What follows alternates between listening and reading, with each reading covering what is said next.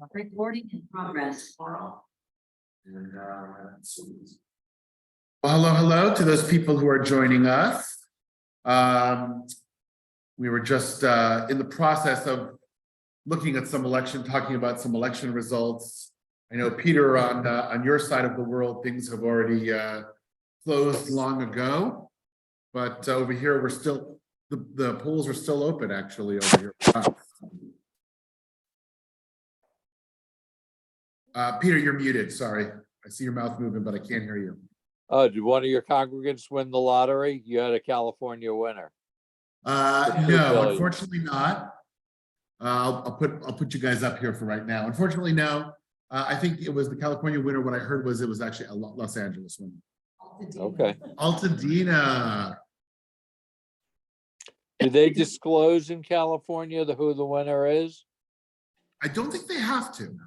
No. See, I don't New think they have to. Jersey does, Vermont doesn't. Yeah. No, I know some states you have to disclose, and some states you don't have to, and some states allow you to create like a corporation that can hide you a little bit and stuff like that. So I wouldn't mind hiding sure. with that. For sure. What I heard, like 80% of the people who win the lottery, not even the big ones, but go broke within a couple of years. Yeah, 900 million would be a lot of fun to try. Yeah, I wouldn't mind trying to lose it all. What was that movie called? Oh yeah, Brewster's Millions. Remember that? Yep. With Richard Pryor. Richard Pryor was a pisser. Yeah. I'm gonna move this down. I'm gonna start up the share screen and stuff like that so that we can get things going. All right. Welcome to those people who are joining us online. I know some people are afraid of the rain. Some people are afraid of the elections. Some people, there's a lot of reasons that people may be on Zoom today. But I figure a little bit of Torah learning, if that's not an antidote, even a tough topic like this, but a little bit of Torah learning is a good place to start. So we'll wait a few more minutes and then we'll get started as we go. Hello. Welcome. Go ahead, By the way, that case is still going on 3 weeks. Say it again. That case in the Newark court system is still going on 3 weeks later. They can't decide on. Some of these take a while. Yep. Some of these take a while. All right. We are recording today, by the way, just so people know. If you can, it's just nicer if you can, show your wonderful faces, those of you who are on Zoom. Those of you who are here, you are being seen, both in the panoramic one, and then if you move around, we'll see it that way too. But we'd love you to show your faces. Kind of brings people together a little bit more. One of the biggest challenges I have with Zoom is it kind of inhibits the community feel. At least if we can see each other's faces, it's a little bit more of a community feel as we go. Welcome to everybody. We will wait another minute or two and we'll get started. We've got a bunch of people who've come in online, so.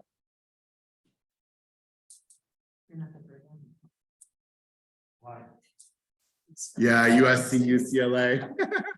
But at least you're sitting on opposite sides of the table. Yeah, actually. I know, it's true. It's true. For the first time, it's actually been kind of fun to watch, college, because both of the LA teams, the Rams suck and the Chargers, I'm glad, suck because they're dead to me. So I actively root against the Chargers. So anybody. Still a Giants fan? No, I was never a Giants fan. I'm actually a Rams fan because when I was a kid growing up in LA, I was a Rams fan. And then they left and then they came back. And so when the Chargers left here, I'm like, where do I land? And for the most part, there was a bunch of teams that I would root against. Like I'll root against Dallas, you know. I'll root against the Patriots. You know, but No, we just used to root against Brady. yeah. Yep. Yeah.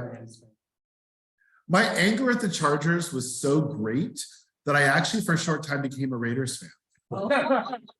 That's how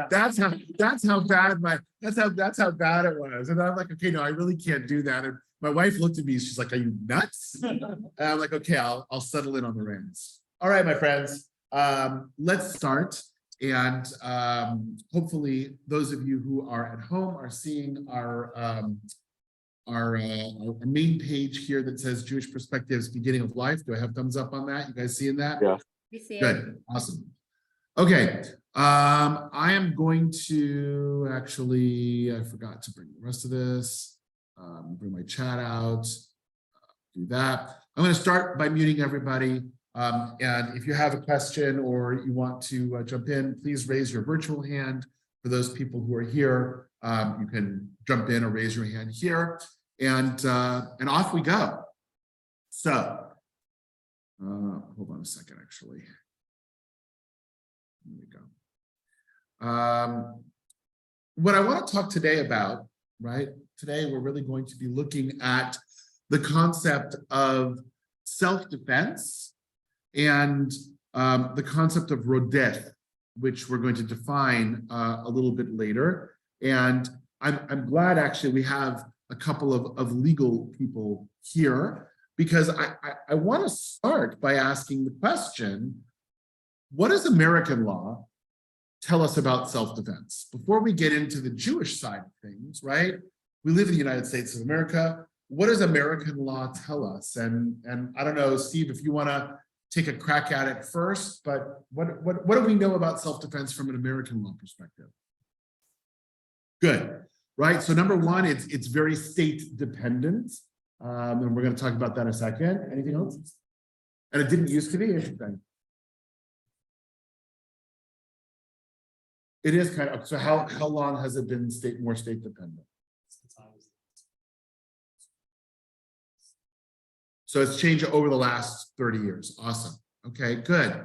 What else do we know about American law vis-a-vis self-defense?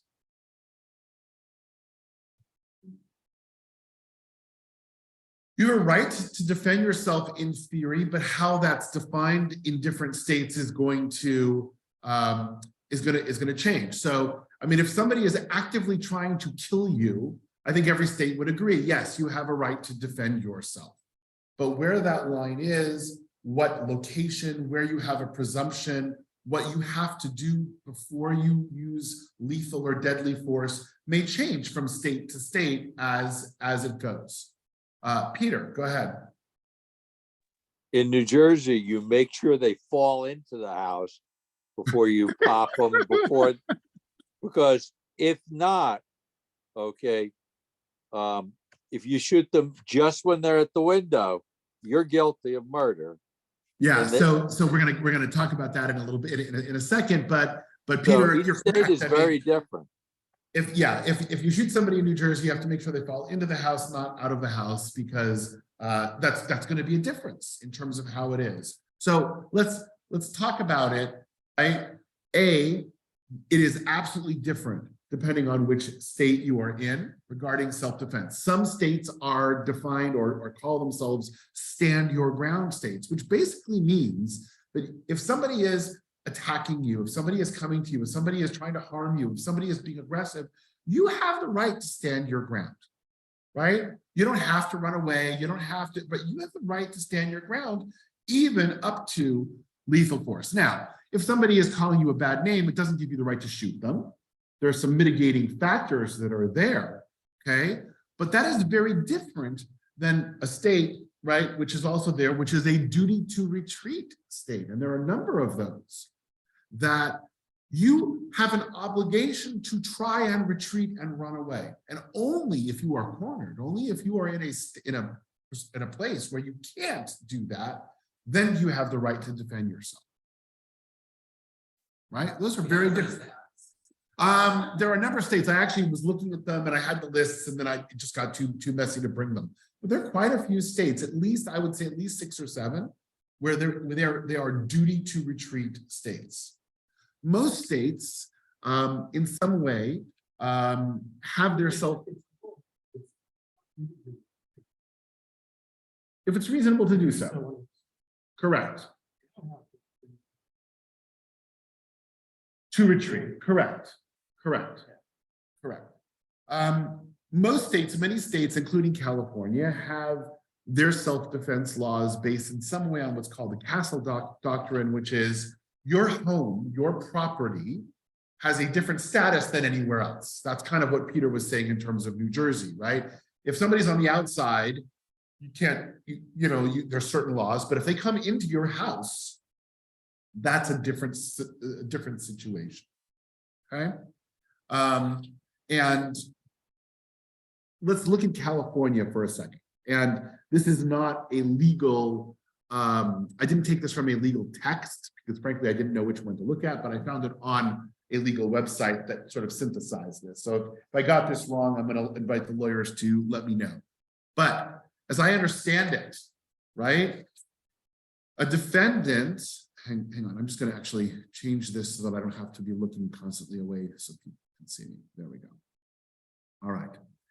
A defendant is not guilty of whatever forceful act was used in self-defense if he or she used force against the other person in lawful self-defense or in defense of another.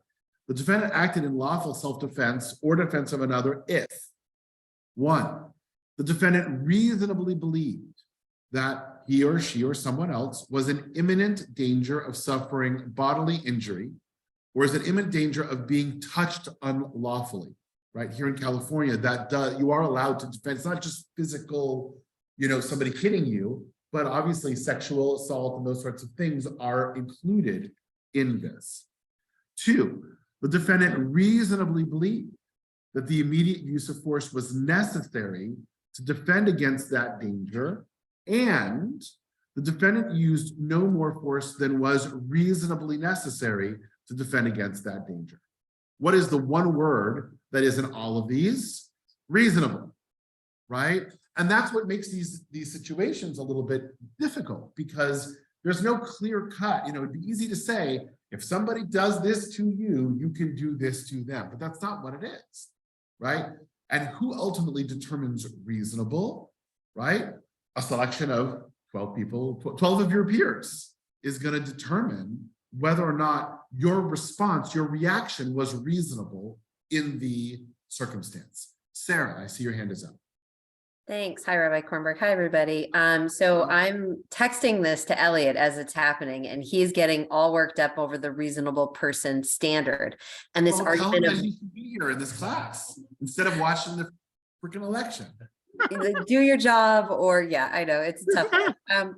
But what he's saying is the reasonable person standard and leaving that subjective and subject to a jury to determine versus what the individual in the moment felt was a reasonable response and what constituted a reasonable threat is entirely subjective and a very tricky thing. And so it's a standard that varies according to the individual and also according to the jury. And so it's very messy to kind of set a hard doctrine to it. Yeah, so it is something that I actually talk about in my other life, right? Because a reasonable response of somebody who's a trained police officer, even though they're off duty and they're in their own house, is going to be very, very different, right? Than if a 15, 16-year-old girl is alone in the house, right? And those are going to be very different as we go. Terry. I think that's a good point. What I see myself person. So, and it always Speak up, please. I'll repeat it, but yeah, try to speak up. There should be one level above, right? I for that should have one degree higher of defense, and almost everything's on video now, right? That's true. So it's always say, like, if you born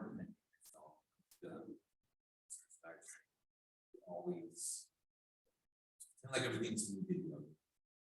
If this means that all they see is this without audio, then like you're trying to stop them, you're direct them.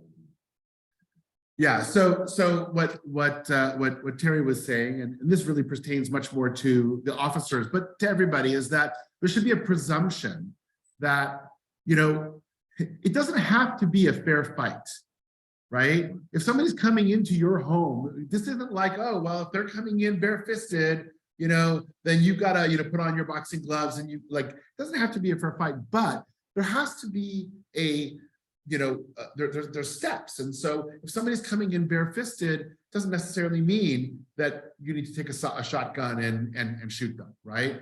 On the other hand, you know, somebody coming in bare-fisted can inflict a lot of danger. And if you reasonably feel that, you know, you're home alone and you're not going to be able to stand up against this guy who's, you know, 20, 30 pounds more, you know, this huge guy. So all of this gets very, very messy. And I think that's what Sarah was trying to say, and Elliot from afar was trying to say as well. Peter, go ahead.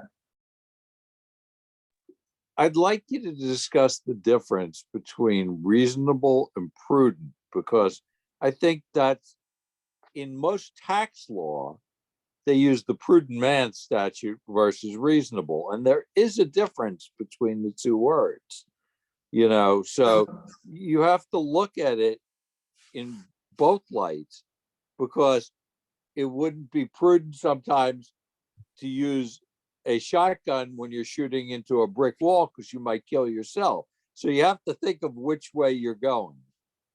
So this sounds like a legal definition issue. And so, Steve, I'm going to ask you, is there a legal difference between prudent and reasonable in how it's being used? And how does that affect it? Okay.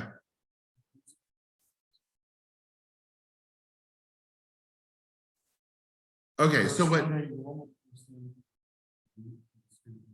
what's interesting about this to me is the first two are based on what a person usually does. The third one is what's usually necessary, which does not depend on what the person does. So it doesn't matter whether you thought you needed to use a shotgun, the question is whether you really need it. Right. Right. And that's where the subjectivity comes in. So like you said, if some, you know, very large, strong person comes into your house, and you are also a very large, strong person, it may not be reasonable for you to use a shotgun to kill them, especially if you have the ability to retreat into a bathroom or something where it's safe and you can lock the door and call the police. It just depends on all the circumstances. But if you are a small person and you are alone in your home, you don't have the ability to do that, then it would be reasonable. Right. Well, so again, going into this, we have a great deal of subjectivity, and that's really kind of what I wanted to get out of this, right? When I would like to say that from an American legal perspective, this is not subjective. This is objective. Interesting. The word reasonable turns it from being a subjective standard to an objective standard. But it's a movable objective standard. It depends on the circumstances, but it's subjective based on the circumstances. It's not solely based. Subjective would say it's based solely on what the person believed. It's objective because it's not what you believe that matters. It's whether what you believe was reasonable. So well, is it what you believed is reasonable, or what the 12 people who are sitting in the jury believes is reasonable? What the 12 people who are standing in the jury, that's the point. What the 12 people who are standing in the jury believe was a reasonable response by you under those circumstances. If the word reasonably wasn't there, then the only question would be, did you actually believe what you say you believe? Right. Right. So it doesn't matter whether it was reasonable circumstances. All that would matter would be, did you believe it? And there are circumstances where we have laws that really based solely on the person's belief without a reasonable standard. Yes. Yes. And look, and I guess that's also why when you look at trials and these sorts of things, right, the lawyers are asking the victim in this case, right, or the person, actually not the victim, but the person who's done this, right, did you believe that your life was in danger? Did you believe that, you know, those are important things to then I guess, shed light on this person's mental status so that now the jury can say, well, given the fact that you believe that you were going to die, what is reasonable? Versus, oh yeah, I never thought I was at risk at all. Well, that's going to be a whole different standard of what's reasonable.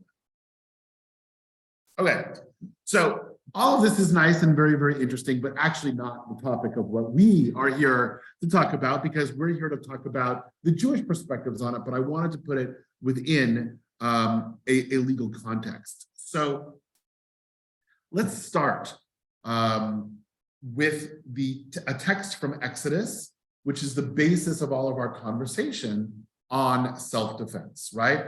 If a thief is seized while tunneling and he is beaten to death, there is no blood guilt in his case, right? So if somebody is trying to break into your house and he's tunneling in underneath, is kind of the idea that's going on here, and you grab him and you beat him to death and he dies, you are not liable of a capital crime, right? If the sun, however, has risen on him, then there is blood guilt in that case. He must make restitution. If he lacks the means, then he shall be sold for his theft. So if this is the idea is this is the middle of the night, right? Because I guess that's when people tunnel into buildings, right? So middle of the night, somebody's coming in, you catch this guy, you beat him, he dies, you're fine. But if it's the next day now, right? He's been in here and now you beat him, and then it's a problem, which again makes sense. And what the commentators are going to say on this is ultimately, by the next day, it assumes that there's sort of been a homeostasis there. You're no longer under threat. You don't feel at risk. Now, obviously, if this person attacks you, it's a different story. Okay, so Rashi, our main commentator, is going to pick up on this and look at the words im b'machteret. And I was looking for a good translation because, if a person was seized while tunneling, doesn't seem like a good translation of im b'machteret, but actually, in a number of different places, that's how they are translating this. And im b'machteret, according to Rashi, means when they are directly breaking into the house. That is, no other moment. In other words, if you're catching them in the act, that's one set of circumstances. But if not, right, maybe afterwards, maybe you see them outside and you think they're getting ready to tunnel in, right? Those are very, very different circumstances.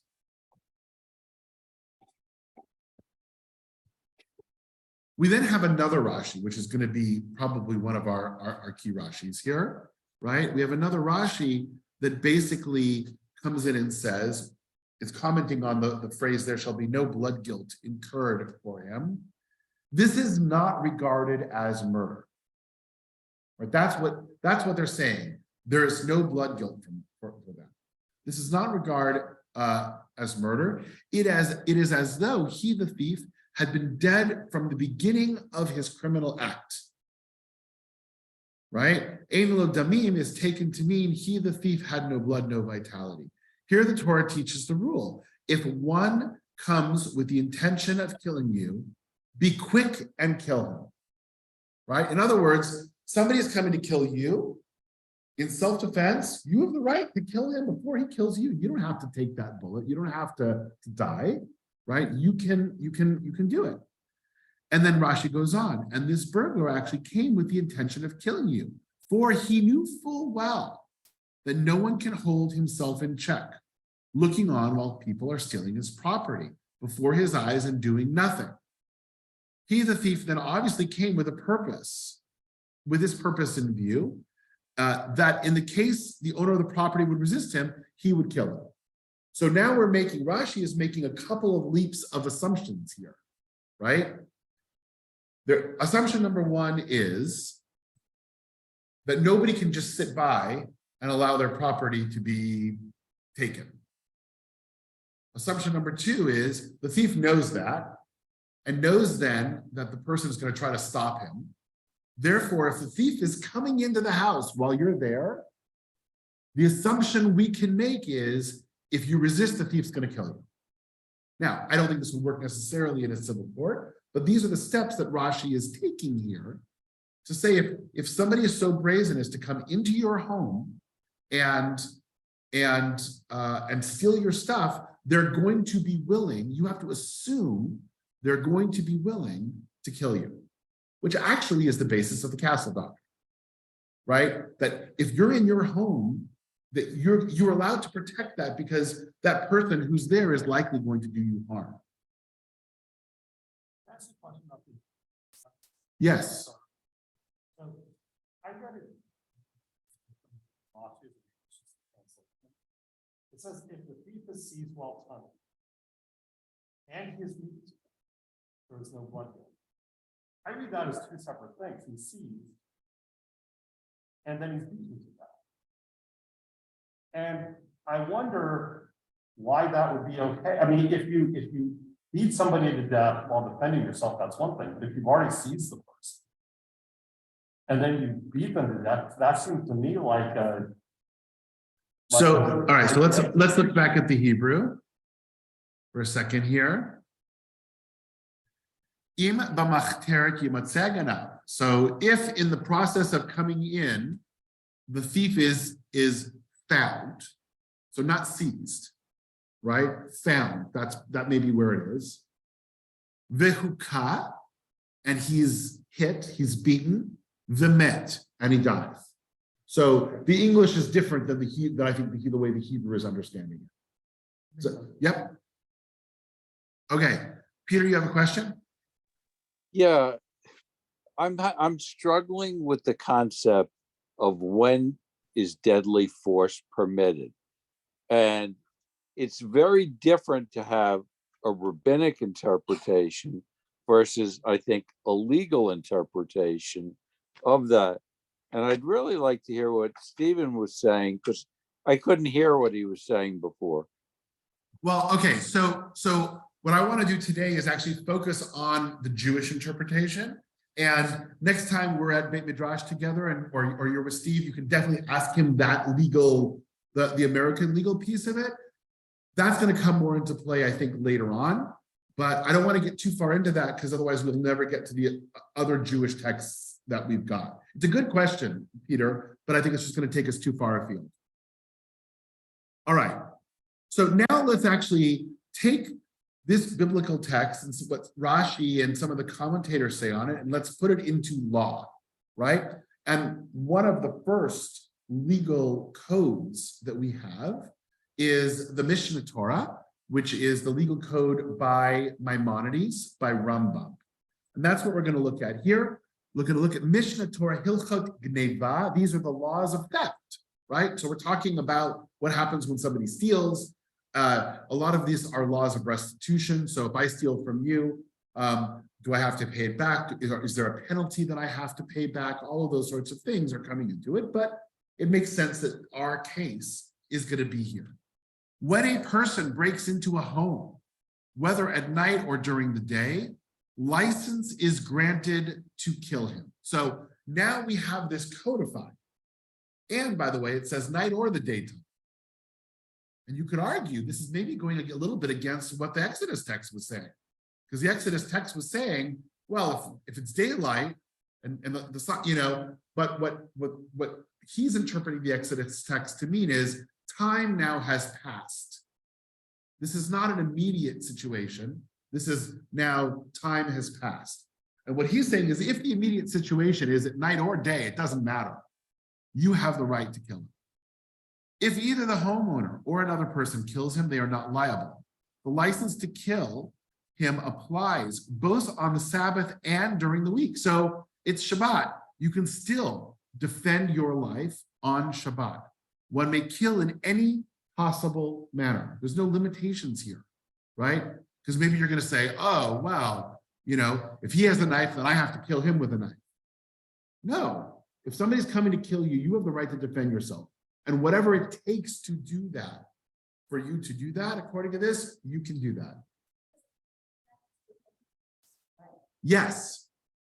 Yes. So Marge actually brought up a really good point. We know that we can break any laws to save a life, your own is part of that. And we're actually going to see that a little bit later hinted at in one of our texts, but you're correct, right? You can break laws to save even Shabbat to save a life. The question is, the three things you're not allowed to break the laws for, one of them is murder, right? So if someone holds a gun to your head and says, Marge, you need to kill Terry, sorry, Terry, right? Or I'm going to kill you, then according to our tradition, actually, you need to take the bullet. You can't murder someone else to save even your own life. But this is different. This is different, right? This is somebody trying to hurt you, and now you can save your own life by killing the person, the perpetrator, not an innocent. Good question. Okay. This is all implied in Exodus, which literally means he has no blood. So this is our source that we talked about. Mishnah Torah goes on and says, why did the Torah permit the blood of such a thief to be shed, although he's only attempting to steal money? It's actually a good question, right?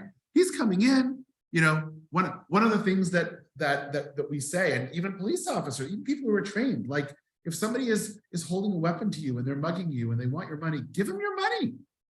It's just money, right? Don't risk a confrontation. Don't risk your life. So I think the Mishnah Torah is sort of asking this. He's like, they're just taking money. But here's where they continue, because it is an accepted presumption that if the house owner rises and attempts to prevent the thief from stealing, the thief will slay him. And thus, the thief entering his colleague's house to steal is in effect a pursuer seeking to kill his colleague. And that is something that I really want to highlight right here. Hold on, let me get my highlighter. Now, all right, it's gonna be hard to do this in two different places. This idea of a pursuer, right, is the Hebrew word rodef, right? That is what we're going to be talking about. This idea of a pursuer seeking, somebody is chasing after you. They're actively trying to kill you. That is the category of a rodef. Therefore, he should be killed, whether he's an adult or a minor, a man or a woman. It doesn't matter. If you are in this category of rodef, your life is now at risk, because not only can the person who you're pursuing kill you, but actually anybody who's witnessing it can potentially kill you as well, which we're going to get to, because you don't stand idly by the blood of your neighbor. Any questions or comments so far? Our Zoom group is quiet tonight. All right. Here's the next law in the same series. If it is clear to the house owner that the thief who breaks in will not kill him, and instead is only seeking financial gain, it is forbidden to kill the thief. So here is how I read reasonable, right? What American law has said, this is, you have to have a certain amount of reasonableness. This is where we have it in Jewish law, right? If you know, hey, this isn't your felony, murderer, killer, who's trying to break into your house, but this is actually Joe, and I know Joe, and he lives, he's a homeless guy who's down the street, and he's just looking for something, and you know what? If I let him be, he's not going to hurt me. If that's what you're feeling, then at that point in time, according to Jewish law, you can't kill him. He's no longer that imminent threat. He's no longer a rodef, right? And that's what we're going to keep coming back to. Is this person a rodef? If yes, you have the right to defend yourself, and other people have the right to defend you. If no, then you don't have the right to kill somebody under those circumstances. Yeah, please.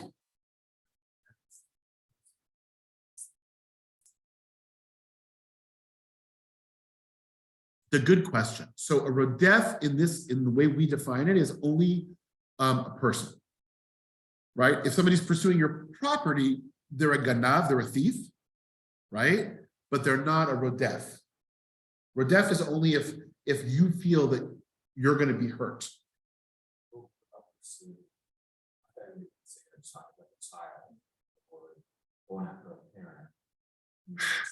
So the question, and by the way, this is going to be a huge question that we're going to talk about later on in our sources on abortion, right? Is what type of damage, what type of harm are we talking about here? A rodef is somebody that is pursuing you to harm you. Well, is murder the only harm we're talking about? No, right? Is rape, is kidnapping, right? These are other types of things that and especially if somebody's trying to, let's say, kidnap a child, we don't know what they're going to do with that child. So yes, that person is a rodef, and we can do whatever we need to do to try to stop what's going on from happening. Did that answer your question? Okay, awesome. Sarah. So I guess what I'm struggling with right now is this idea that the onus to determine intent is upon the person who is being victimized. They have to figure out the intent of the person who is stealing from them, coming into their home. Is this person rodef? Is this person just ganaf? How do you even, that again is so ambiguous and subjective and highly dangerous, because if you assume intent, but not intent to kill, intent to steal, and then you're harmed or your family is harmed, then it sits on you that you didn't assume the correct intent. So it goes back to the question of reasonableness, right? It's the same question. Yeah. In an average person in the average situation, right? Is it reasonable to assume that this person is going to harm you?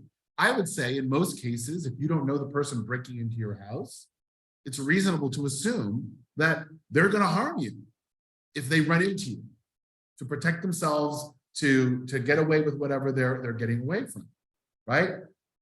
So and no one wants to gamble with that. Terry is right. No one wants to gamble with that. So yes, I mean, ultimately, it always is going to come down to the decision to harm or not harm another person in self-defense is always going to come down to the victim, right? To the person feeling that they're attacked.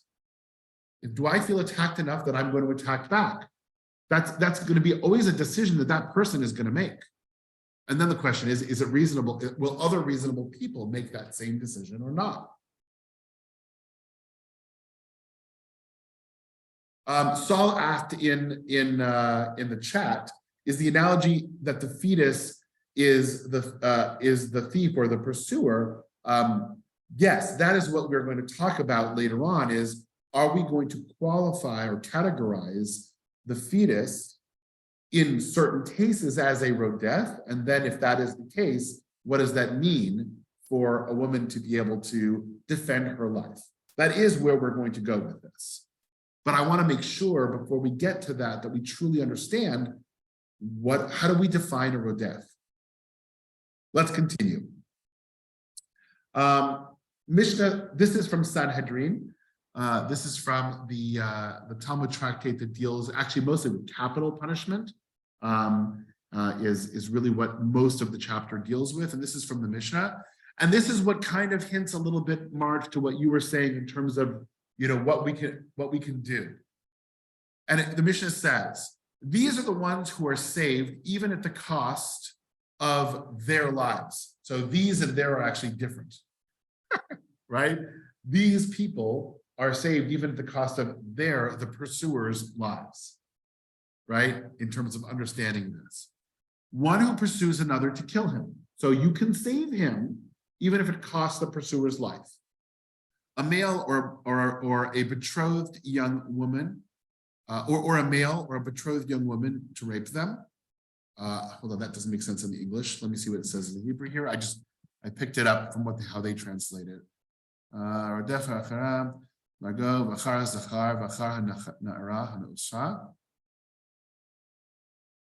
Oh, so if either a male or a young woman is at risk of being raped, you can save them.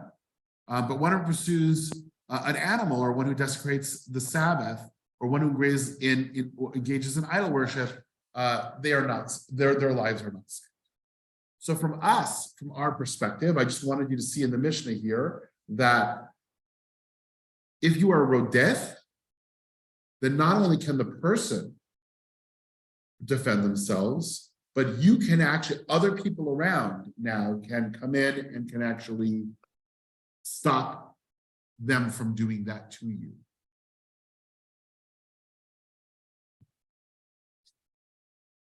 Okay, any questions on that before we get to our long Gemara?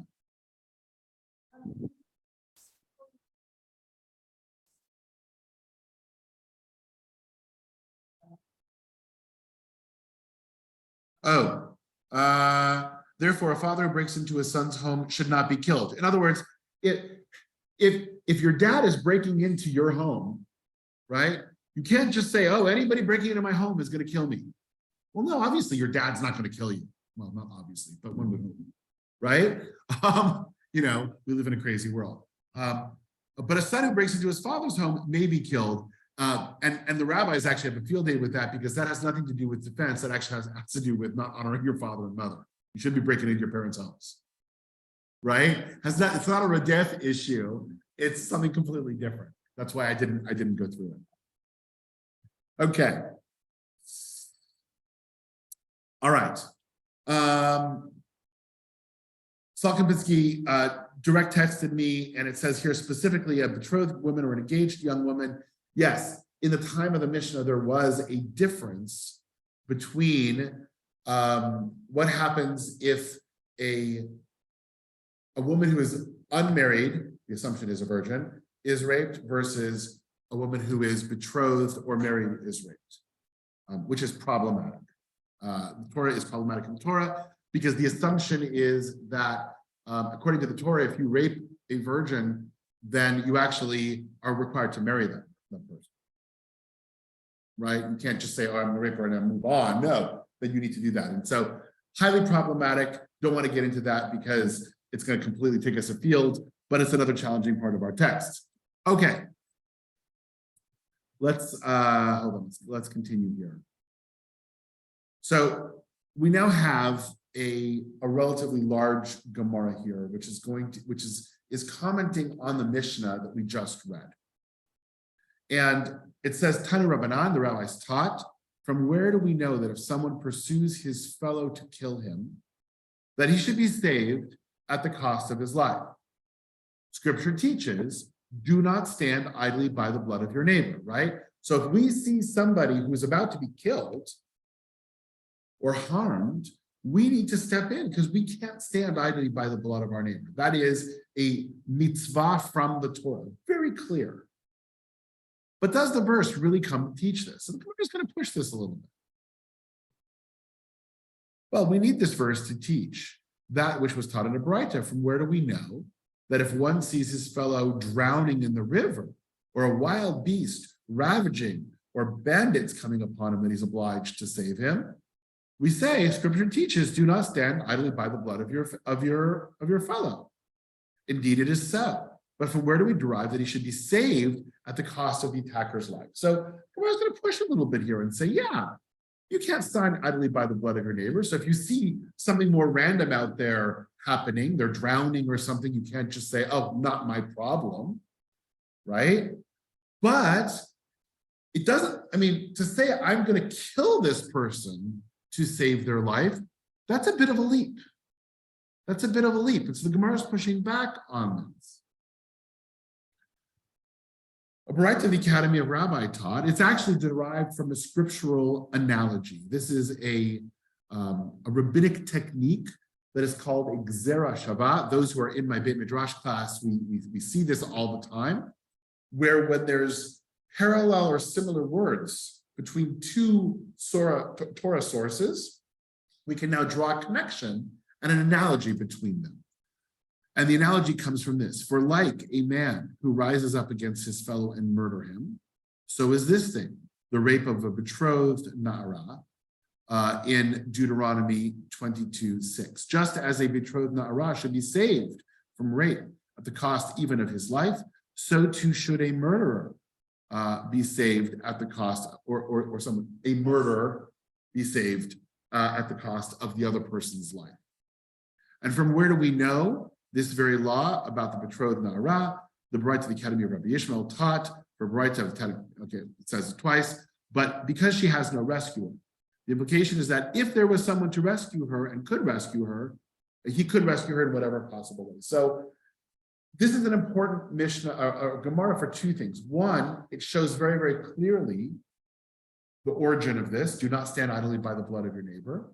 But it also then says, if there is a way to save somebody without murder, without killing that person, then you need to be able to do that. So again, it goes back to the reasonable force thing. If you can stop this person, right, by tasing them instead of shooting them, and it's safe and reasonable to do so, then yeah, you need to do that. Assuming you have a taser in you. Right? And to some degree, I think the duty to retreat states take reasonableness or take this to its sort of logical extreme, but it's still logical. In other words, if you have the ability to remove yourself from that situation and not cause yourself more harm, but not have to harm the other person, then you should do that. Kind of what it's saying here, right? Don't do harm if you don't have to. If you don't have that option, well, then of course.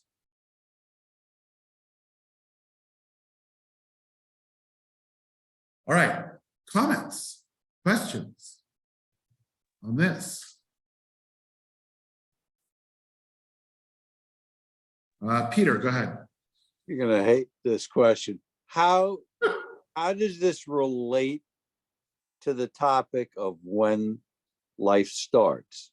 Why are you bringing this in to the discussion here? I know it's your class.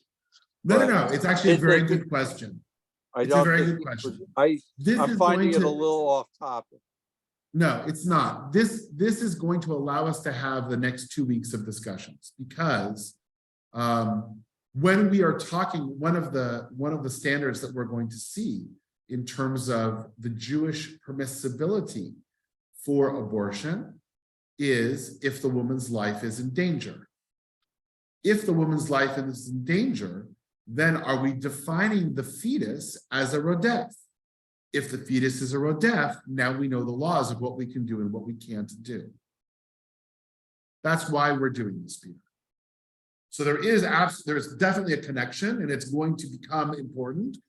So there is. But I thought it actually so important that I wanted to spend an entire session on understanding what the Jewish view of self-defense is, because it comes into play, by the way, in the modern debate, and Christian tradition deals with this differently. Even if the woman's life is in danger, they're going to have a very different viewpoint than we have. Method to your madness. To understand our viewpoint, you have to understand this. Rabbi?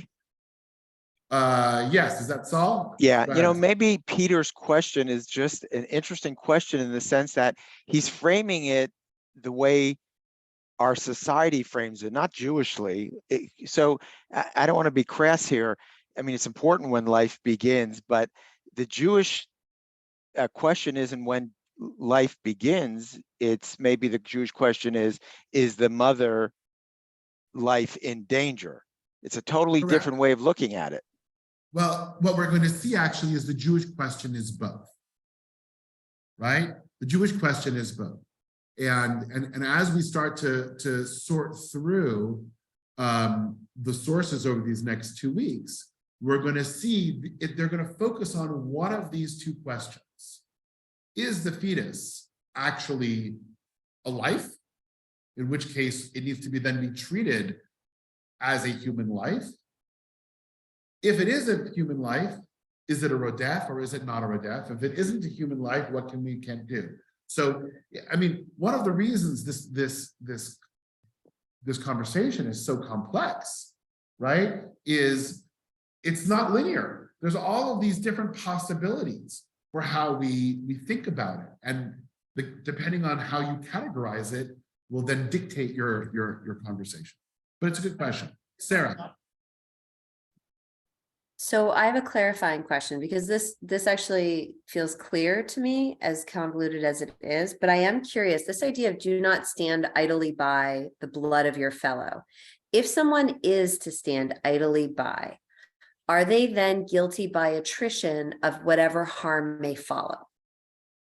So yes and no. So are they guilty in a human court? No. Are they guilty of violation of a mitzvah, of a divine commandment? Yes. So then this actually is extremely compelling in the idea of you could be guilty by attrition of standing by if someone, if a woman is experiencing a threat. But then I would want to ask the question of how far does that threat go? How do we determine what is direct threat? Is it to the physical life of the person? What if it's their mental health? What if it's their financial well-being? Like, where do we draw the line for where Right. that guilty by attrition for inaction, for standing by the blood of your fellow, where is the dividing line in that sand? 100%. And as I said sort of last week, you know, as this pertains to our abortion debate, you know, you're going to find almost unanimity, if not unanimity, among Jewish sources if the woman's life is in danger. But you're going to find a lot less unanimity and a lot more diverse opinions when we talk about mental health, when we talk about rape and incest, when we talk about those sorts of things. We're going to now have to sort through those sources and see some rabbis fall on one side and some rabbis fall on the other. And now we're going to have to find our way through that. But Right? I mean, If the mother's life is in danger, it's as we're going to see here from Rodef, it's very straightforward. okay. Am I also clear in understanding that so far we've not seen anything in here that talks about a woman's choice? In fact, we've seen literally the opposite. So that's probably Correct. not part of this debate, right?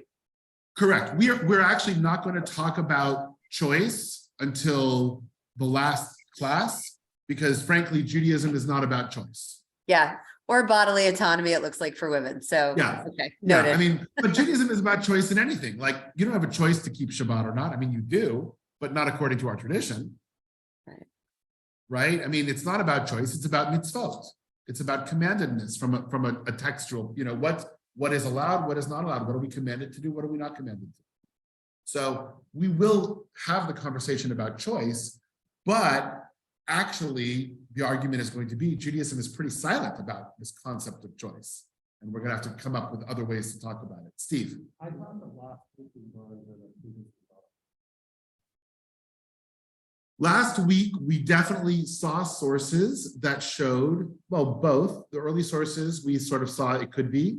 Then later sources, we said no, that until breath, we didn't make the conclusion yet, but we teed up for a conclusion that breath is the defining factor of life. So that is one sort of stable of thought that we've got now with our horses in, and now we're dealing with this other issue of rodef. And then as we start to see the sources in Judaism that deal with abortion much more specifically, they're going to draw from either of these two arguments, depending on the rabbi, depending on the time frame and what's going on. Okay, good. These are good questions. Thought you guys were all asleep, so I'm glad you're not. All right, let's continue here, if I may. All right, this is an important sort of concluding topic for us to think about. In Beit Midrash, we studied it under other circumstances or whatever, but it's a great source. Two people were traveling along the way, and one of them has in his possession a flask of water.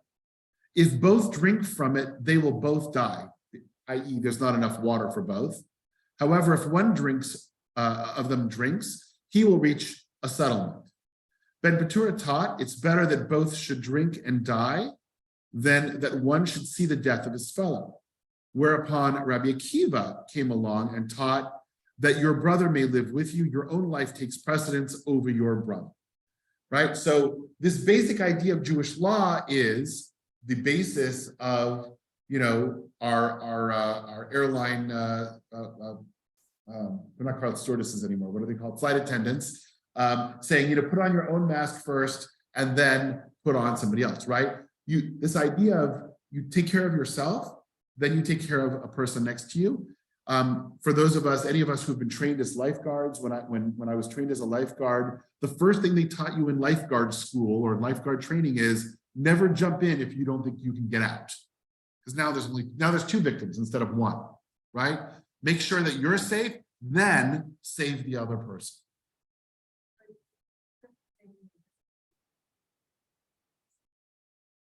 Right, so if there's only enough water, what this is saying is your life takes priority. If you have the water, then you drink it.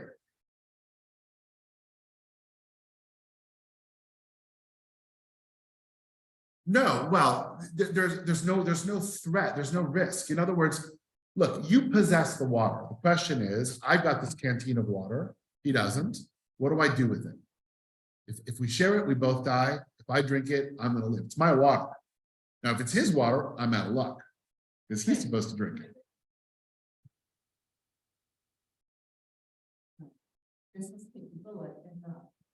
Only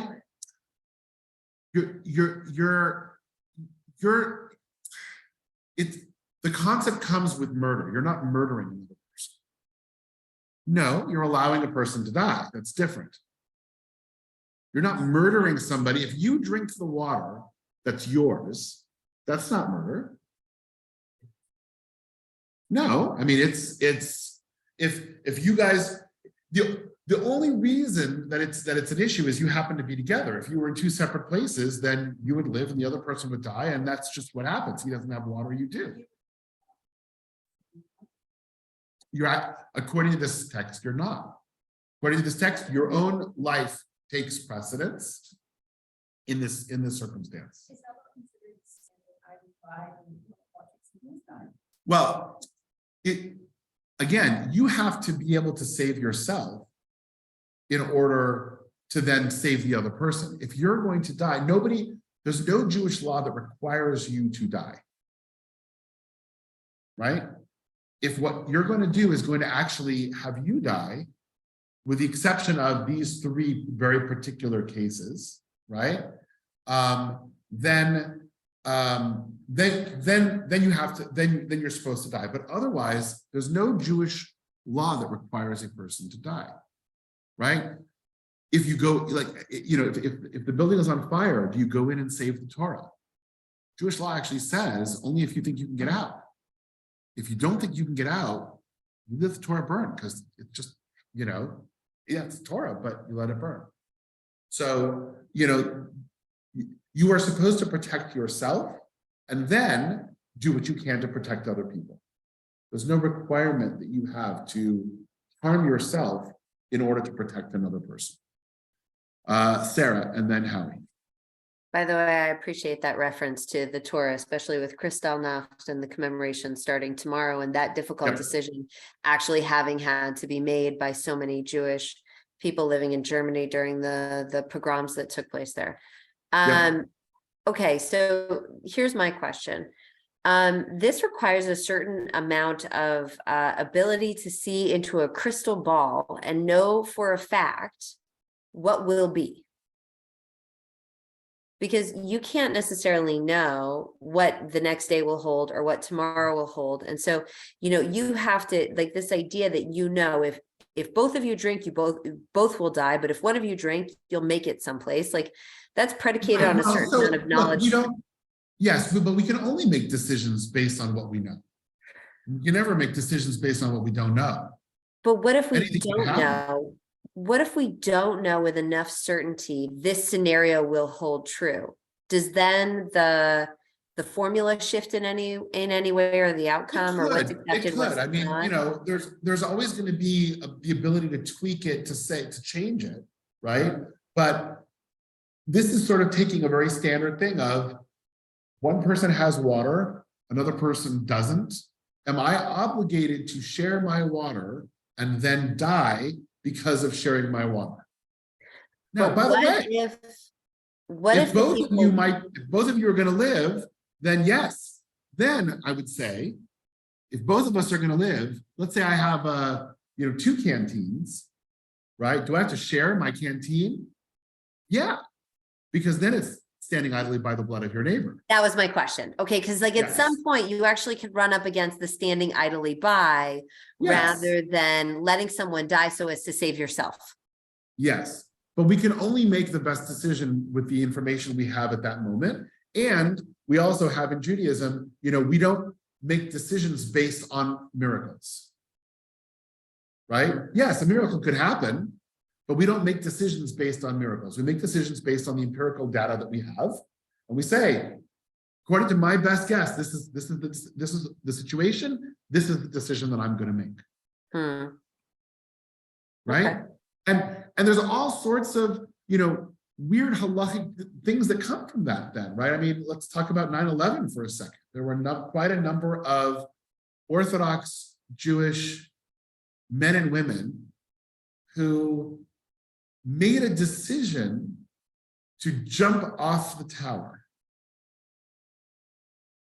right? Made a decision to jump off the tower. Why? In their evaluation, and they were probably correct at the time because they were jumping from above where the flames were, right? In their evaluation, they were not going to survive this. And they knew with Jewish law that if no body can be found and no proof can be found, then it's possible that their spouse would not be able to remarry because there's no proof that the person has died. So they actually, and some people left messages to this, saying this specifically, that in order to try and avoid that, I'm jumping off to try and make sure they can find my body, so that way my spouse can move on. Now, by the way, the Orthodox rabbinate, every rabbinate who cared, after a very relatively short period of time, once they said, look, no more bodies are coming out of this, they said, we are going to now make a presumption that everybody who was in there is dead, right? But it took a Beit Din to do that, right? And make that a special case, whereas, they wouldn't have. So these things of what we think is going to happen with the presumptions, they come into play a lot. Howie, I'm giving it to you. What's up? Sorry, my mute was on. So, but we can take it a little bit farther. So in 67, the Arab countries were viewed as a road death. Yes. And it was right. So now you move into the proactive phase where you are halachically sanctioned to do something proactive. Yes, potentially. I'll take it even a step further, which is more problematic than the 6-Day War. The defense that the assassin of Yitzhak Rabin, right? His defense was that Yitzhak Rabin was acting as a redef because he was going to hurt the people of Israel. That was his defense. Now, it didn't hold up, obviously, in court, but that's where it could go, potentially. Yeah. It's acceptable. So it's not. Yes, there were rabbis that supported that. Yes.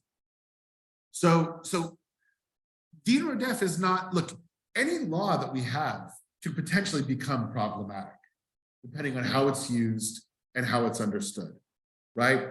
But what I wanted to do today, and we're right on time, what I wanted to do today is really sort of make sure that we understand this so that when I throw the term Rodef out in the next few weeks, you guys now know exactly what I'm talking about and what it means and what the implications of that are. So, as a summary, right? We saw American law is not consistent with its definition of self-defense, depends on the state that you're in. The Torah gives permission to protect one's life and one's property from harm. That was our Exodus text that we saw. Jewish law labels one who pursues another to kill them or harm them as a rodef, as a pursuer. And not only is the pursued able to take steps to protect themselves, but even those who witness can take even up to lethal steps to protect the one that is being pursued. And finally, this last source of in a choice between saving one's own life and another, Jewish law dictates save your own life first if both can't be saved. And even if we didn't have, and again, now we see why I brought this, because even if we didn't have the law of death of a fetus, if a woman's life is in danger and it comes down to saving your own life or the life of a fetus, even if you assume that that fetus is alive, this last source would say, save your own life.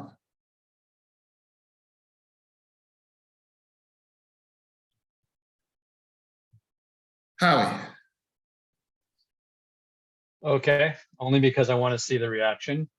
If you take it on the opposite side, then you can say that Jewish law says that if there is no risk to the woman, you're obligated to not abort. If you are only looking, that's why we have these two different concepts that we're dealing with. I would agree with that. If all we were talking about was redeth, right? If that was the only source material that we had, then choice wouldn't be an issue, right? The only time one would legally be allowed to abort a fetus is if the woman's life was in imminent danger, and that would be it. You are correct. But we have these other sources that now we're going to be dealing with as well, that's going to come back and mitigate that. That wasn't so bad. Rebecca. This is actually not in response to what Howie just said, but That's going okay. back to that last. You're allowed to ignore him. Right, I am allowed to ignore him. The last thing about that you're not obligated to save somebody's life if it means that you would die, right? Did I say that right?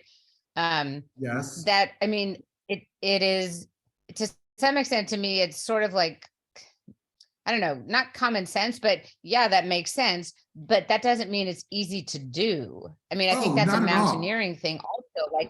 Like if you're out on Mount Everest, I mean, there's the case of the guy and they were hooked together and he broke his leg and he couldn't save him and he had to cut the rope. I mean, his friend fell to the ground. He ended up living. It's a crazy story, but they both agreed that that's what they should do. It didn't mean it was easy for him. Nobody says this is easy. Nobody says this is easy. And look, by the way, that's part of the abortion debate, right? Going back and forth between all of this, right? Even for people who are vehemently pro-choice, doesn't necessarily mean that's an easy choice. Or it's something that they want to do, or looking forward to doing. Exactly. Right? It just means it's a choice they want to have, or it's a choice that they're making for whatever their reasons are. So 100%, nobody's saying this is easy. And we're dealing with life and death here, right? We're dealing with protecting ourselves. I mean, look, we talk about this all the time, unfortunately, in today's day and age in a completely different circumstance, right? We talk about active shooter drills, right? Run, hide, fight. We hear that. We've been trained for that. The first thing is run. Well, if you're running, it's going to mean there are going to be people that are going to be left behind, most likely.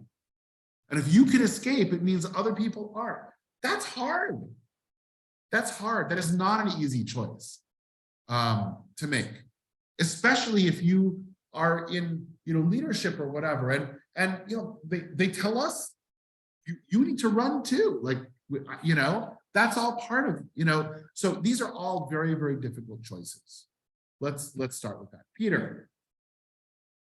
Yeah, I want to go back to what Sarah said, because I tend to agree that the rabbis of that period didn't consider mental health or financial health or any of those other items, when they were talking on these subjects. And we're looking at it again we have a woman who unfortunately passed away, but she said the people who these books were written for understood where they were coming, and we have to look at it through their eyes, not the modern eyes. And what it means, Peter, what it means, Peter, is that we need to do both, right? So we need Right. to understand origins, we need to understand where it's coming from, and then we need to look at modern sources as well. And we need to understand how modern Judaism from the different movements and denominations is going to do that. So that's why, sort of moving forward, we actually have 2 different source focused days, right? So next week will be Jewish sources on abortion 1, which will be some of the more traditional ancient sources. And then after Thanksgiving break, because we'll skip Thanksgiving week, we'll come back and we'll look at some of the more modern sources from Orthodox and conservative and other things that speak on it as well. And we need to have them both. There's no doubt. It can't just be about what's past. Any other questions? Any other comments? We're already past our time a little bit, so I want to be respectful. Okay. So Josh, did you have a comment? I saw you unmuted yourself. Just wanted to say thank you. I really enjoyed it tonight. Oh, thank you, Josh. Appreciate it. You know, everyone's going to go home hopefully and be watching the elections and sort of seeing what our country is going to look like tomorrow and the next day and the next day. So I wish everybody, no matter how you voted, peace and tranquility, because frankly, I think our country needs that more than anything else right now. But let's see, and we'll kind of go from there as we see what we wake up to a different country. Amen. Amen. Thanks, Rabbi. Thanks, everyone. All right. Bye, everyone. Bye, Bye. thank you.